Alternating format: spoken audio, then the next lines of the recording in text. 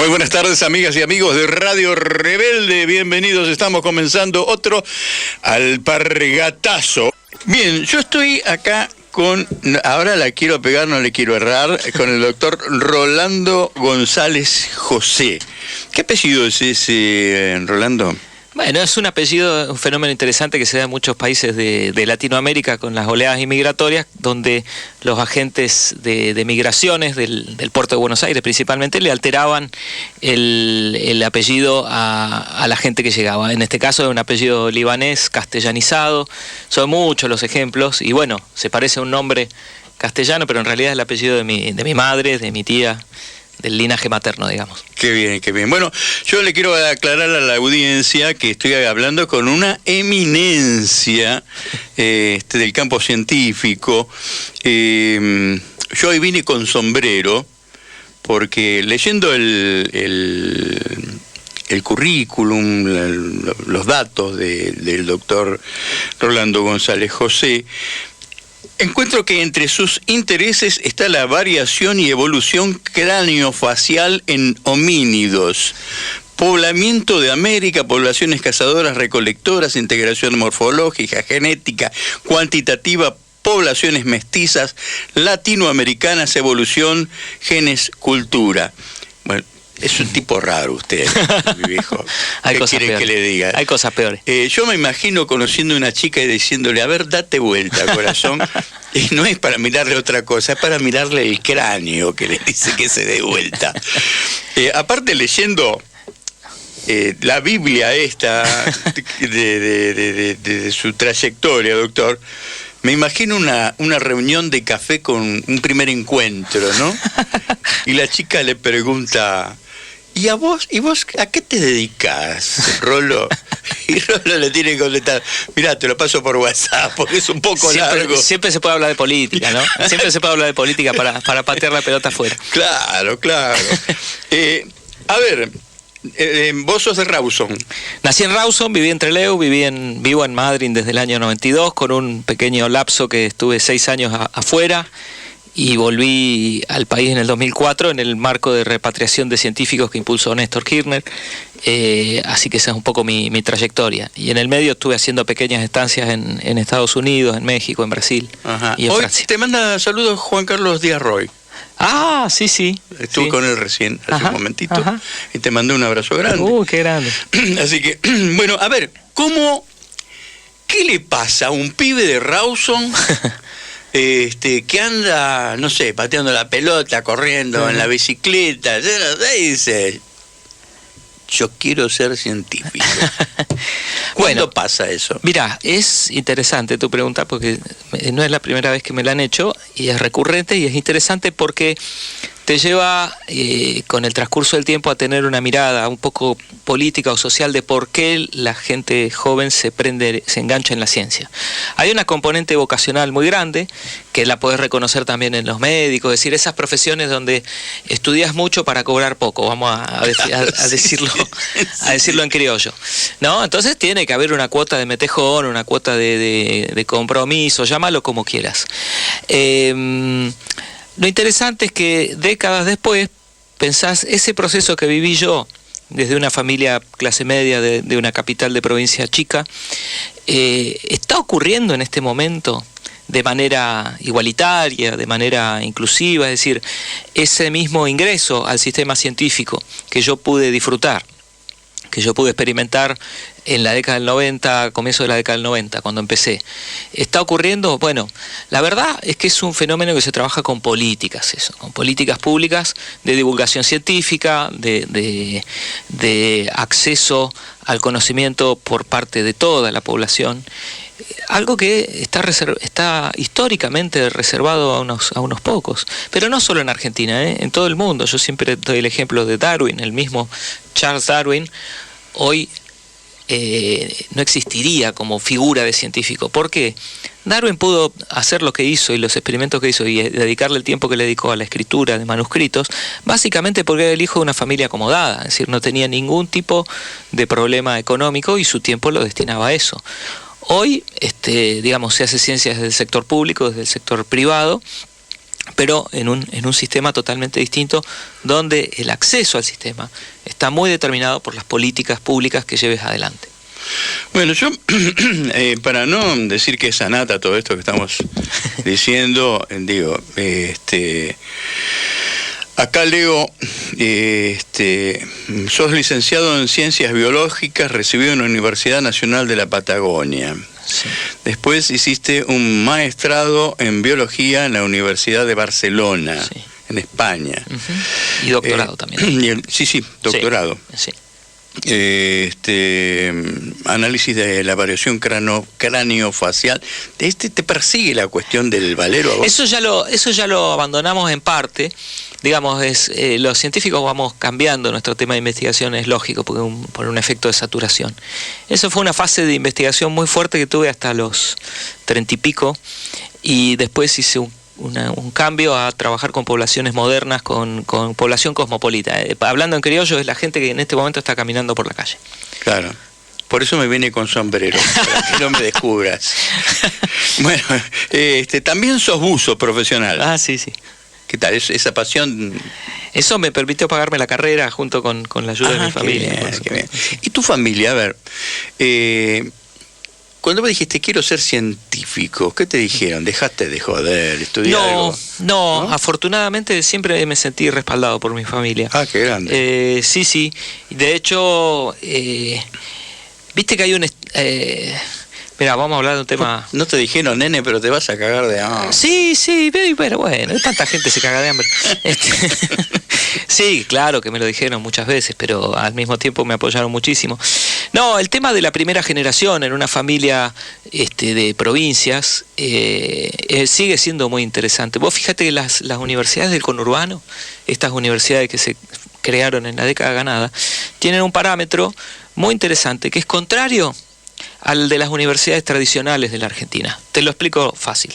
De cada 10 alumnos de la UBA que se gradúan en licenciatura en lo que sea, 9 de ellos ya vienen de una familia que ya tenía graduados universitarios, el padre, la madre, claro, el tío, lo que sea. Eso es lo que se llama no ser primera generación. El restante 1 es primera generación. Claro. Bueno, en las universidades del conurbano, en muchas universidades como en la cual yo estudié, el parámetro es al revés. 8, 9 de cada 10 son primera generación. Y ahí hay un efecto psicosocial en la familia, un impacto muy positivo, porque es un fenómeno de ascenso social. Por algo los índices de desarrollo humano de la ONU, de las Naciones Unidas, se fijan en el grado educativo alcanzado por determinada fracción de la población. Es por eso, es porque no es solo la adquisición de conocimientos individuales del tipo que se gradúa, sino que el entorno, la comunidad de esa persona lo ve como un fenómeno de desarrollo, de progreso, etc. Entonces fue muy importante. Vos sos actualmente director del Instituto Patagónico de Ciencias Sociales y Humanas. Sí, por ahora sí. Centro Nacional Patagónico, cargo concursado, por supuesto, ¿no es cierto? Sí. Bueno, tenés una trayectoria de la Gran 7, fuiste director del Centro Nacional Patagónico, presidente de la Asociación Argentina de Antropología Biológica, vicedirector del Centro Nacional Patagónico, sos un hombre multipremiado, premio extraordinario a la mejor tesis doctoral año 2003, Facultad de Biología, Universidad de Barcelona, en España, Journal of Anatomy Best Paper Prize for 2009. Sí. Es un premio otorgado por la Anatomical Society del Reino Unido, ¿no? Y tenés una distinción como investigador de la Nación, premio Jusey, sí, que no es pavada, digamos, ¿no? Y todo eso es como dicen algunos para levantar minas. ¿Cómo bueno, es el tema? ¿Qué no es para levantar minas? No, qué sé yo, es parte del folclore científico. Los premios son, hay que decir que los premios en el ambiente científico suelen ser una suerte de concurso, es decir, hay un comité evaluador que tira nombres, tira expedientes, no están dominados los premios en el ambiente científico por lobbies o por grandes palancas, ¿no? Son una marca más en el currículum. La verdad es que nosotros no trabajamos pensando en eso, sino que muchos científicos, sobre todo muchos científicos jóvenes, tienen la camiseta puesta como funcionarios del Estado, ¿no? Más allá de los premios. Bueno, esta ha sido una pequeña presentación, ahora vamos a un corte, después vamos a hablar un poco de qué pasa con la ciencia en Argentina, y después vamos a hablar un poquito de política también. Vamos a dividir en 15 y 15 la próxima media hora, ¿te parece bien? Dale, perfecto. Nosotros vamos a un pequeño corte y enseguida volvemos con más Alpargatazo. Bien, hoy tenemos un programa muy especial, estamos en la compañía del doctor Rolando González José, científico que está actuando en Puerto Madryn ahora, ¿no? Exactamente, en Puerto Madryn. Ajá. Bueno, veníamos hablando de tu trayectoria, tus premios, etcétera. ¿Cómo ves a la ciencia? Vos sos un científico repatriado, ¿no? Sí, correcto. Soy el número 461 del... Ah, mira. Sí. ¿Y qué pasa que ahora los científicos que volvieron con tanta esperanza se están volviendo a ir? Bueno, lo que pasa es que se frenó lo que durante la campaña del 2015 se mencionó como una política de Estado que se iba a mantener, se le iba a dar continuidad desde lo hecho por el kirchnerismo en el periodo macrista. La verdad es que pasó absolutamente todo lo contrario. Los retrocesos, no hay parámetro que muestre un avance en materia de ciencia y tecnología desde diciembre del 2015, todos retroceden, y no solo los presupuestarios. Yo percibo, si bien lo que domina los medios y lo que la gente está recibiendo es que hay ajuste en el sector científico, tecnológico, universitario, académico en general, yo veo otros retrocesos que son tanto o más graves, como por ejemplo cierto avasallamiento institucional, cargos que son concursados pero nunca se designan porque el que ganó el concurso tiene determinada simpatía política, determinada militancia política. Eso es gravísimo.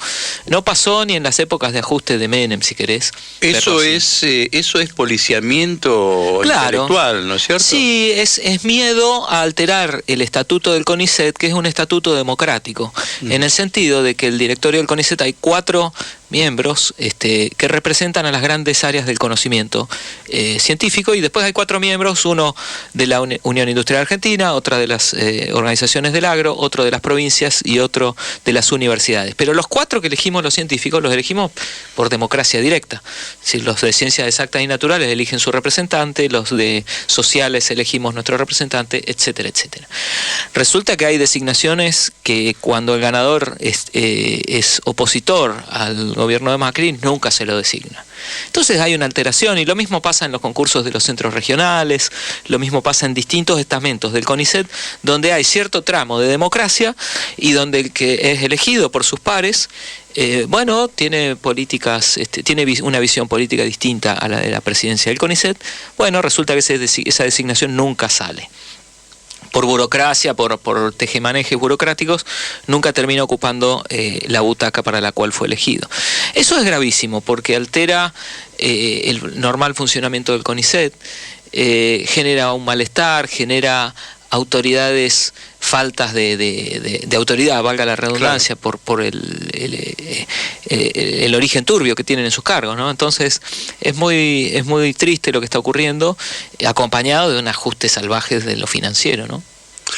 Sí. Y a ver, acá estamos en presencia de una cuestión que dice de la soberanía, ¿no? Porque ese es otro aspecto de retroceso. No es solo el financiero y no es solo el institucional, sino el de pérdida de espacios de soberanía del conocimiento.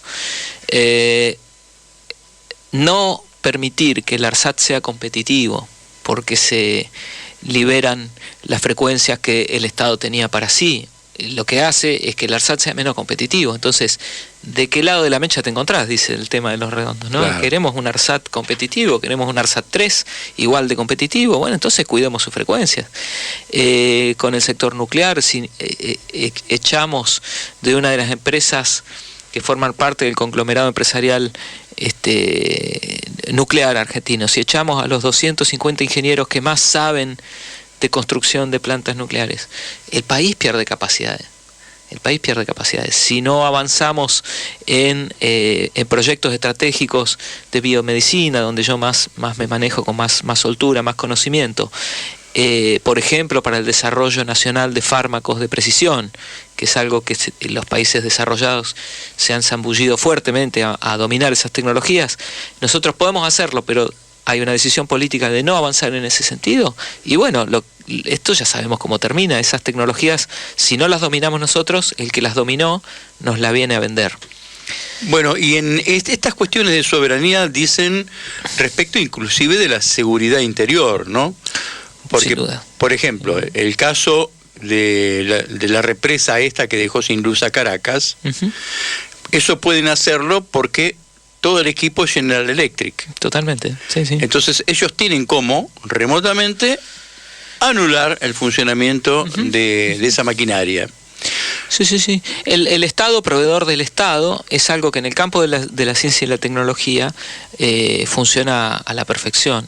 Hay veces donde uno no tiene alternativa y tiene que salir a buscar tecnología desarrollada en otros países, patentada en otros países, pero si la Argentina, como ocurrió durante los 12 años de kirchnerismo, explora su base de datos de conocimiento, sus recursos humanos, sus laboratorios para abastecerse de tecnología que necesita en otro ministerio, ¿por qué no lo iba a hacer?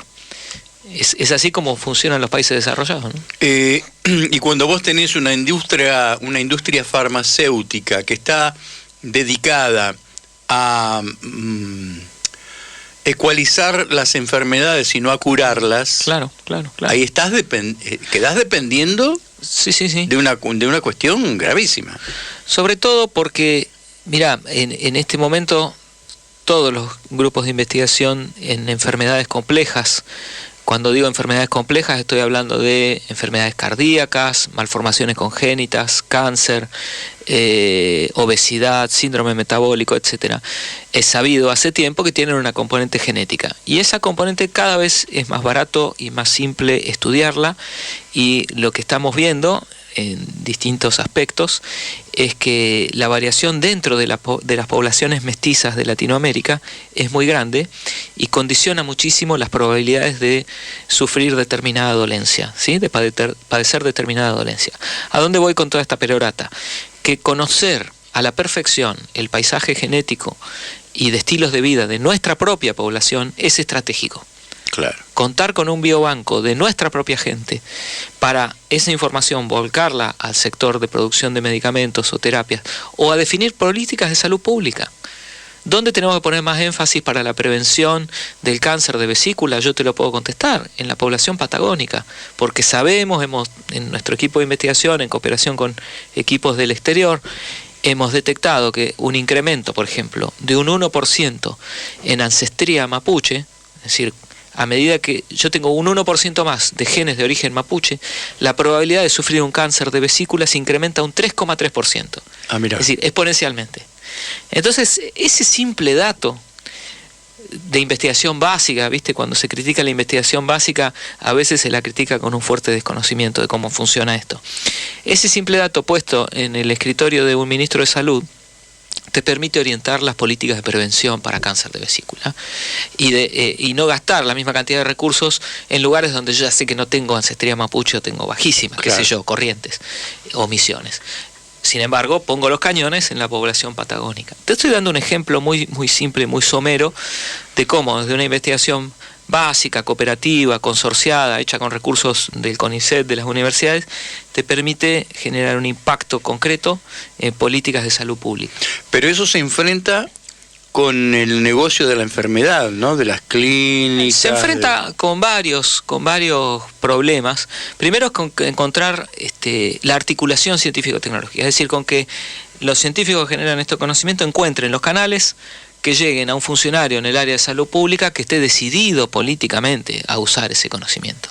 Ahí ya entras en un lodazal, porque con esta administración pareciera que a veces es una mezcla de desidia o de falta de voluntad política para aplicar el conocimiento generado, por un lado. Por otro lado, en el camino te vas a encontrar con lobbies empresariales que son ellos los que quieren desarrollar los fármacos, por ejemplo, de base poblacional, que es el futuro de la producción de fármacos, ¿no? Fármacos específicos. Mirá, en el año 2005 hubo un 5% de los fármacos patentados en la Federal Drug Agency en Estados Unidos, la agencia que registra los nuevos medicamentos que se consumen en ese país. Un 5% de los fármacos que se registraron ese año eran de base poblacional. ¿Qué quiere decir? Que antes de administrártelos, el médico te manda a hacer un pequeño análisis genético muy barato y de acuerdo a tu perfil genético te da la determinada variante del medicamento, ¿sí? Pueden ser 3, 4... Extraordinario. Claro, se llama medicina de precisión y apunta a que ese fármaco sea más eficaz para el tratamiento de determinada dolencia cuya base genética varía a lo largo de las poblaciones. Bueno, perdóname que tenga un paréntesis. Sí. ¿Cómo contrasta eso con de pronto un negocio internacional en que usan una falsa pandemia para venderte un medicamento que no sirve para nada? Bueno, ahí abriste la caja de Pandora. Los organismos de contralor internacionales merecen una revisión, merecen un tratamiento al más alto nivel. ¿Viste cuando se hablaba de los fondos buitres y de que cómo nadie los está controlando y qué sé yo? Bueno, claro. Es similar, es un caso similar. Son fuerzas económicas muy, muy potentes, respaldadas por gobiernos de los países donde estas empresas tienen casa matriz. ¿Alguien se va a sorprender del gobierno alemán haciendo lobby a favor de Roche? No. Por supuesto. El tema es cómo nosotros nos protegemos y nos cauterizamos, ¿no? Vos hablaste de Estados Unidos, estábamos refiriéndonos al Tamiflu y bueno, el secretario de la Organización Mundial de la Salud. No, me estoy queriendo referir, no me sale, al ministro de Defensa de los Estados Unidos. Era el dueño del laboratorio. Por supuesto. Entonces, es para tener magnitud de a qué nos estamos enfrentando, ¿no? Claro. Con las humildes armas de la ciencia y la tecnología argentina y de la salud pública argentina. Te decía, en el 2005 fue un 5% de patentes en ese sentido. En el año 2017, hace 2 años, ese porcentaje aumentó al 34%. Lo que te da la pauta es de que el futuro de la producción de fármacos y de la investigación biomédica va en ese sentido, en el sentido de identificar las variantes genéticas de nuestra propia población para desarrollar nuestros propios medicamentos de base poblacional. Si no lo hacemos nosotros, es lo mismo con cualquier tecnología. Fabricación de baterías para celulares usando el litio del noroeste argentino. O lo hacemos nosotros, o va a venir alguien a hacerlo, ¿eh? No nos hagamos problemas. Claro. Entonces, en el fondo son políticas públicas, son políticas de soberanía, de manejo de circuitos de conocimiento que deberían formar parte de las plataformas electorales. Y ahí entramos a tallar con lo que sería la perspectiva científica, ¿no? Porque, por ejemplo, hoy sabemos todos que están atrás del litio, pero sabemos también que hay científicos desarrollando el grafeno. Claro. Por ejemplo, ¿no? Sí, claro. Entonces, ¿dónde quedamos nosotros si nuestra ciencia no tiene presupuesto para desarrollarse? Totalmente. Todavía sigue arraigada la visión, yo soy bastante autocrítico a veces, arraigada la visión de que es bueno tener un sistema científico per se. Y la verdad es que es muy nocivo ese concepto. No somos un ornamento que hay que tenerlo en la casa porque está bueno tenerlo. Claro. No, somos un engranaje del sistema económico, pero no nosotros los científicos argentinos, los científicos alemanes, los científicos japoneses, los científicos brasileños. Ciencia como concepto, si no es entendido como un motorizador de desarrollo social y económico, entonces no sirve para nada. Lamentablemente, no sé si por fallas propias o por intereses grandes, no hemos perfundido con ese mensaje a todos los sectores sociales, ¿no? Y eso nos juega en contra, sin duda. Bien, yo te veo muy identificado, no solamente con el aspecto científico, sino con la relación de las políticas orientadas a la ciencia, ¿no? Sí. Y eso te convierte en un político también. Totalmente. Cuando nos vimos hace poco en mi ciudad, en Madryn, viste que somos muchos los científicos que estamos militando en nuestra agrupación, en nuestro partido Unidos y Organizados. Es un partido kirchnerista que está disputando fuertemente la municipalidad de Puerto Madryn. Es una ciudad intermedia. La escala, las cuestiones de escala son interesantísimas en materia de política científica. Vos podés tener una política satelital, fantástico, estamos todos de acuerdo con el ARSAT y qué sé yo. Es una escala nacional o regional, si querés. Cosas que se hacen con Brasil, miles. Fabuloso. Pero la escala de la ciudad intermedia, de una ciudad entre 100.000 y 200.000, 300.000 habitantes, es apasionante para la injerencia del sector científico-tecnológico. Madryn debe ser una de las ciudades con más científicos per cápita del país, porque hay allí 2 universidades nacionales, una universidad provincial y un gran centro del CONICET. La pregunta es, ¿cómo hacemos que los circuitos de la economía social de Puerto Madryn se beneficien de todo ese conocimiento que se está generando en esos laboratorios? Bueno, nuestro partido tiene maneras de responder esa pregunta y estamos interpelando a los partidos tradicionales que jamás en la vida han intentado alterar los circuitos de valor, o no solo los circuitos de valor, la vida en un asentamiento, la gestión de los residuos, donde no llega el Estado a recoger los residuos. Bueno, hay aplicaciones tecnológicas, hay maneras de resolverlo desde el sector conocimiento que pueden ser implementadas. La intendencia de una ciudad intermedia tiene que ser también un vaso comunicante entre el sector científico y esas necesidades, esas demandas que va a tener el intendente a los 5 minutos de estar sentado en su silla, ¿no? Ustedes están disputando la intendencia, sí, pero también tienen vocación de guerreros. Es un partido muy picante, muy hormiguero. Porque hablábamos con Leslie Roberts, que es el candidato a intendente. Sí. Vos sos candidato también, ¿no? Yo soy candidato a diputado provincial. Ajá. En un frente, buscando la consabida unidad, en un frente que se armó con el Partido Justicialista. Unidos y Organizados respalda a César McCarthy para la gobernación de Chubut y yo estoy integrando la lista de diputados provinciales. Bien, y hablábamos con él. Ustedes asumieron la cooperativa de energía. La cooperativa eléctrica fue el último logro electoral de nuestro partido, una cooperativa que se había transformado en una caja negra donde no se sabía lo que ocurría, el flujo de fondos y que lo más importante de todo, que había perdido el espíritu cooperativo. Vos sabés que los galeses cuando llegaron en 1865 cagados de hambre a las costas de Puerto Madryn, muriéndose, agonizando muchos de ellos, ¿qué fue lo primero que hicieron? Una cooperativa.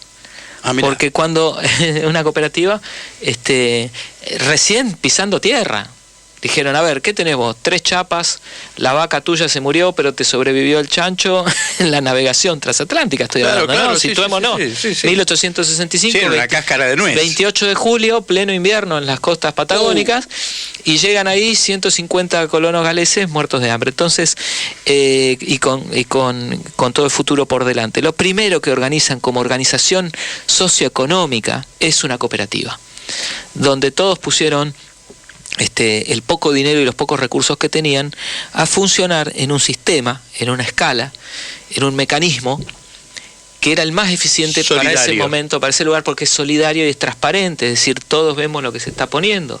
¿Cómo no verlo si acabamos de cruzar el Atlántico y nos venimos muriendo de hambre juntos, ¿no? Entonces, el Atlántico y el Ecuador. Sí, porque, también. ¿No? Y perseguidos religiosamente, etcétera. Entonces, las cooperativas eléctricas perdieron esa esencia que los colonos galeses les hubieron dado y se transformaron en unidades de negocios político-privados, muy estrambóticos, que nuestro partido viene denunciando desde hace años.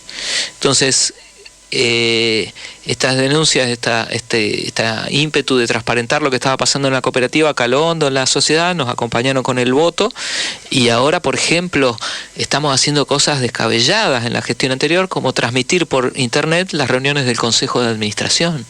Si no hay nada que ocultar en una cooperativa, claro. No tiene que tener fines de lucro. Entonces, ¿cuál es el problema? Conectate al Facebook de la cooperativa y escuchá lo que el Consejo de Administración está discutiendo. Se publican los sueldos de de los consejeros, hacemos las reuniones de consejo de administración en los barrios, en la Junta habían Nacional. salido con basura diciendo que había sueldos de no sé cuánto, ¿no? Las fake news operan a todo nivel, operan con Trump y operan también en un pueblito. Entonces, es un poco el modelo de gestión y de política que queremos llevar a la municipalidad, el que estamos implementando en la cooperativa, con todos los problemas del caso. Convengamos que el aumento de la tarifa eléctrica está impactando a todas las cooperativas. Escuchaba el otro día un colega tuyo hablando de Villa Gesell, del grave problema que tiene la cooperativa eléctrica de Villa Gesell, porque la factura de Camesa, la distribuidora eléctrica, aumenta exponencialmente al ritmo de las políticas macristas, ¿no? Aparte nos contaba Leslie que Chubut, que es un gran productor de energía, manda la energía para Buenos Aires, por supuesto, y la que consume por ejemplo Puerto Madryn, es la que viene de Buenos Aires para Puerto Madryn y le cobran el transporte de ida y vuelta. La relación de las provincias patagónicas con la matriz energética argentina es lo más parecido a un culebrón venezolano, es decir, es desquiciada. Es evidente. No tiene el menor sentido. No tiene el menor sentido y está sumida en el extractivismo. Yo te doy un ejemplo. El año pasado, no sé si se acuerdan, nuestra provincia estuvo en severos problemas para pagarle sueldos el salario a los docentes y a los trabajadores de la salud provincial, porque una baja en el precio del barril de petróleo impacta de lleno en Chubut. ¿Por qué? Porque el petróleo, que hace 120 años, si mal no recuerdo, sale de la cuenca San Jorge, es un petróleo muy denso, muy ácido, que no puede ser procesado por las destilerías el Polo de Bahía Blanca y de otros lugares donde se destila petróleo y se refina petróleo en el país. Bueno, no puede ser que Chubut no haya construido su propia refinería específica para su petróleo, Chubut y Santa Cruz. Claro. Lo cual nos lleva nuevamente al modelo carente de apropiación del conocimiento. A Argentina le sobra espalda para desarrollar refinerías para este o aquel tipo de petróleo. Pero si no hay una visión de largo plazo, de dominio de las tecnologías, estamos sumidos en la primarización económica. Fluctúa el barril de petróleo en la plaza internacional y el gobernador de Chubut, que está flotando en petróleo, no puede pagar los sueldos.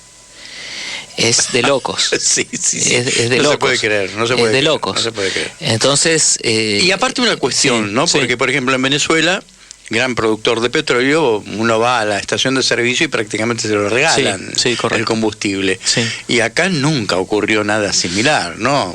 Baja el crudo en todo el mundo y acá aumenta la nafta. Es el tipo de discusiones que queremos dar, los modelos económicos, sobre todo en provincias extractivistas. Vos fíjate que ahora la panacea que se vende es la minería, ¿no? Aranguren fue un gran lobista, un gran promotor de eso. Y nuevamente se nos invita a las provincias patagónicas a un modelo extractivista y primarizado. Es un error, es un error. Rolando, nos quedaríamos conversando un montón más acá, pero ya están ahí la gente de No Mires para Otro Lado. Bien.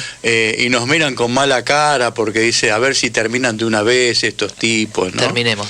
Pero no, muy buena gente, No Mires para Otro Lado, recomiendo el programa. Esperamos tenerte más por acá.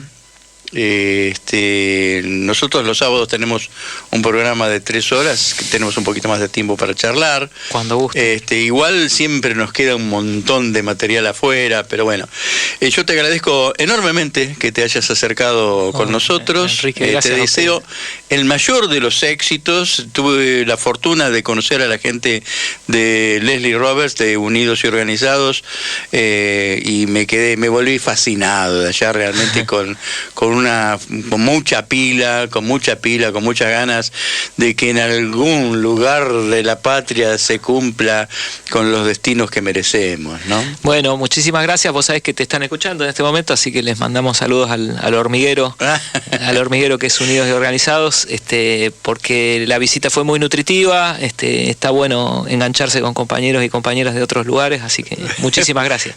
AM 740. Radio Rebelde. Alta Radio.